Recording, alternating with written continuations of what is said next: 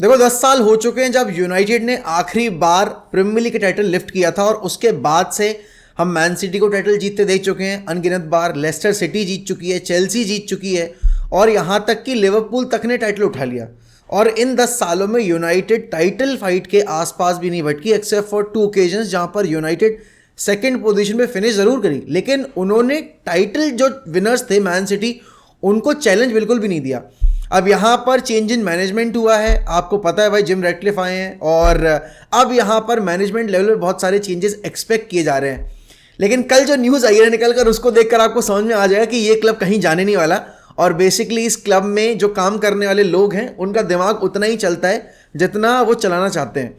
अब न्यूज़ आई है कि वैन बिसाका का विक्टर लिंडेलॉफ का जो कॉन्ट्रैक्ट एक्सटेंशन है वो ट्रिगर कर दिया गया है। उसके साथ ही साथ हनीबल मजाबरी का भी जो कॉन्ट्रैक्ट एक्सटेंशन है वो ट्रिगर कर दिया गया है।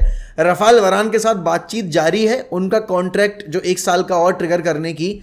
और यहाँ पर कल टेन हैग ने भाई एक अतरंगी सी प्रेस कॉन्फ्रेंस में एक ऐसे प्लेयर का नाम ले लिया जो कि क्लब में 3 साल पहले नहीं रुकना चाहिए था। 3 साल से लगातार हम उसको बेचने की कोशिश कर रहे हैं, और यहाँ पर हम राइट बायर्स ढूंढ नहीं पा रहे हैं। और मुझे ये अतरंगी सा डिसीजन समझ में नहीं आया, जहाँ पर टेन हैग ने बोला कि एंथनी मार्शल के साथ भी हम नेगोशिएशन में हैं, उनके साथ ही बातचीत जारी है, 1 साल का कॉन्ट्रैक्ट हम उनको भी ऑफर कर सकते हैं। लेकिन क्यों भाई? मतलब कोई मुझे ये बताए कि जो बंदा 8 साल में आपके लिए डबल बेसिकली ट्रिपल डिजिट्स में गोल स्कोर नहीं कर पाया है, आप उस पर कैसे रिलाई कर सकते हो? और जो बंदा इस सीजन में नहीं, पिछले सीजन में भी अपने आप को 50% ऑफ द गेम्स में अवेलेबल नहीं रख पाया है, आप उसके ऊपर कैसे गैम्बल खेलने को तैयार हो? और बेसिकली सबसे बड़ा डिफरेंस जो है ना वो यही है, वहां मैन सिटी ट्रेबल जीतने के बाद रियाद मारेस को बेच रही है, वहां मैन सिटी ट्रेबल जीतने के बाद इल्काई गुंडोगन को जाने दे रही है कि चलो ठीक है, कोई बात नहीं, आपने जो करना था हमारे लिए वो कर लिया। अब आपके अगर अलग एम्बिशन है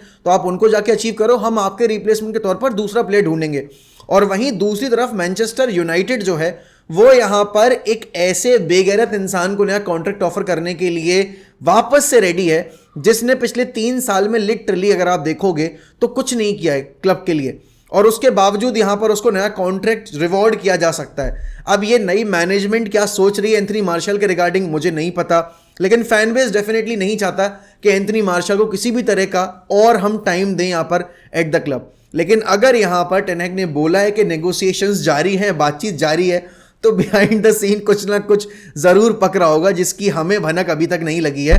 बट देखो ये जो हरकतें होती है ना, ये जो डिसीजंस होते हैं, ये डिफाइन करते हैं कि एक क्लब कितना ज़्यादा एम्बिशियस है, कितना आगे बढ़ना चाहता है, कितना नहीं बढ़ना चाहता। बहुत सारे लोग बोलेंगे बट मोहक भाई यहाँ पर मार्शल को कॉन्ट्रैक्ट 1 साल का देने का डिसीजन इसलिए थोड़ा सा फायदेमंद हो सकता है क्योंकि हमें यहाँ पर मार्शल को बेचने का मौका मिलेगा। अब आप ये देखो कि आपने उसको 2 साल पहले सेविया लोन पर भेजा था, सेविया में वो इतना भी नहीं कर पाया कि सेविया ने सोचा भी हो उसको खरीदने के लिए। उसके बाद हम 3 साल से लगातार उसको ट्रांसफर लिस्ट में उतार नहीं रहे हैं, लेकिन हमने ये बता रखा है कि हाँ अगर एक अच्छा ऑफर आएगा तो हम एंथनी मार्शल को सेल जरूर कर देंगे।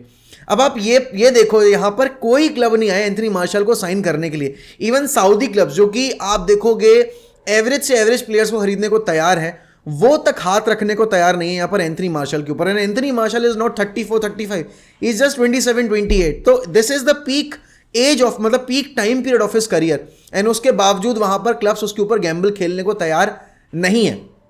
लेकिन इस थंबनेल में आपको एक चेहरा जरूर दिखा होगा, और वो होगा आपको करीम बेंजेमा का।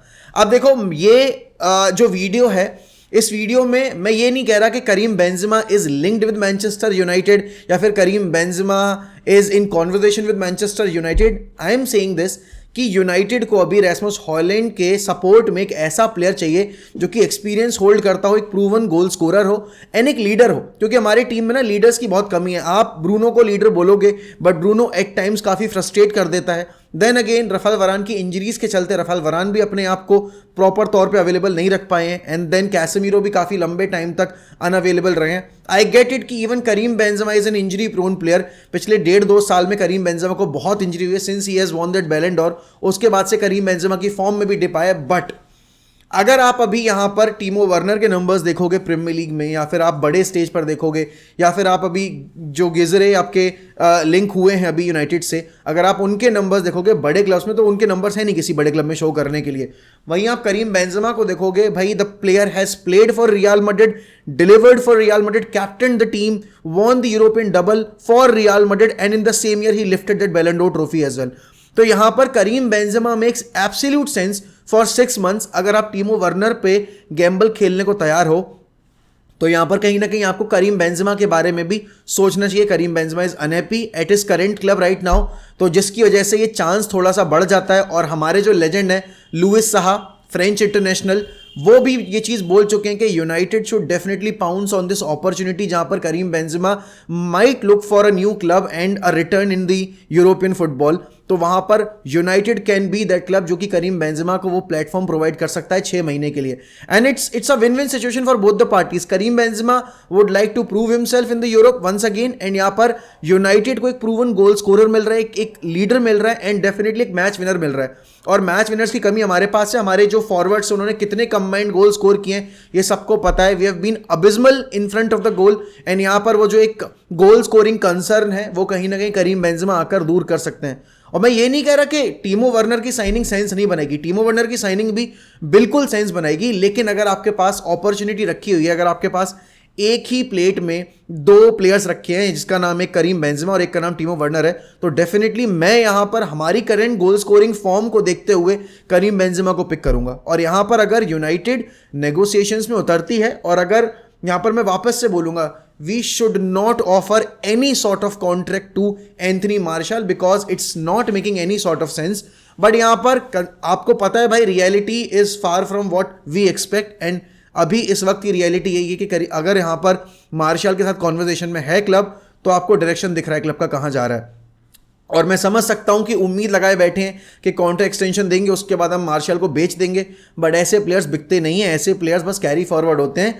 बिकने होते तो आपके फिल जोन्स बहुत साल में बिक चुके होते, बिकने होते तो आपके और बाकी सारे प्लेयर्स जो थे जिनको आपने बेसिकली ट्रांसफर लिस्ट कर रखा था वो बिक चुके होते, जैसे कि जेजे लिंगार्ड हो गए आपके, और आपके बाकी प्लेयर्स जो थे सारे के सारे एज अ फ्री एजेंट बन के निकले।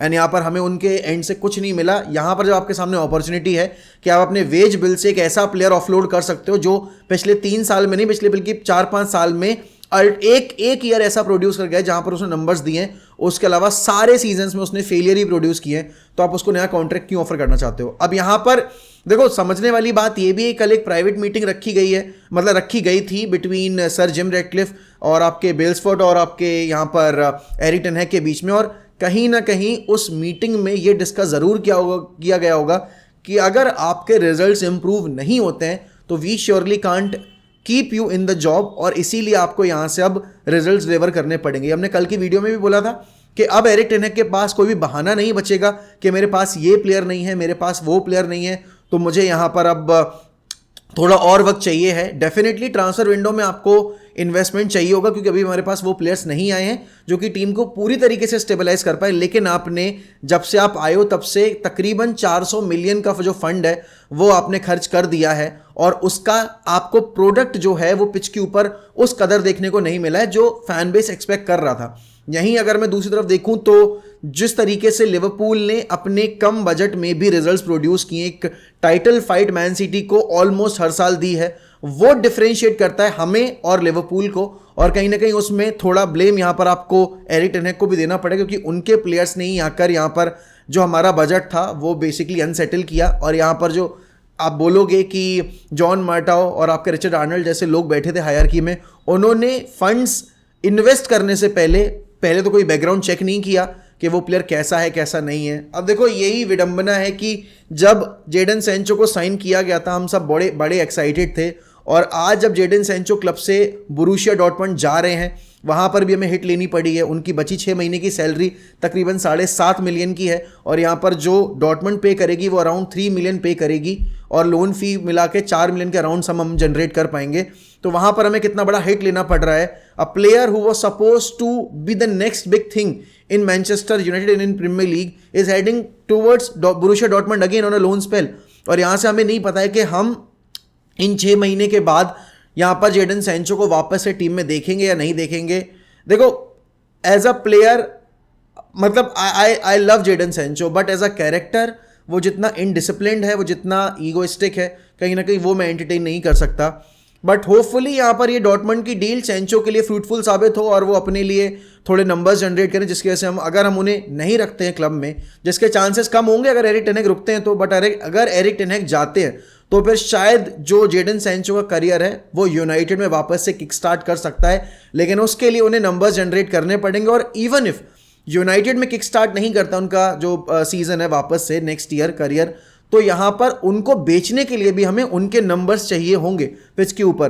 तो यहाँ पर डॉर्टमंड की जो ये अभी लोन स्पेल वाली डील है, होपफुली उनके लिए फ्रूटफुल साबित हो और it could turn out to be a win win situation for all the parties. यही मैं दुआ करता हूँ, क्योंकि यहाँ पर हमें फंड्स की बहुत ज़रूरत पड़ेगी नेक्स्ट ईयर में जाते में।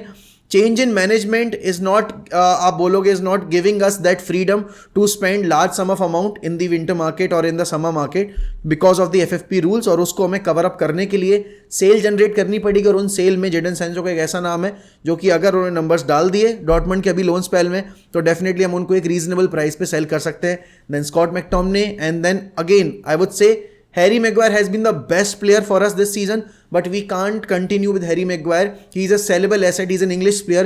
An English club will definitely come for Harry Maguire. वहाँ पर हमें उसको बेचना चाहिए, एंड वही मैं देखना चाहता हूँ। और उसके बाद हमें एक नया डिफेंस सेटअप तैयार करना है जिसमें नए लड़के हम साइन करें।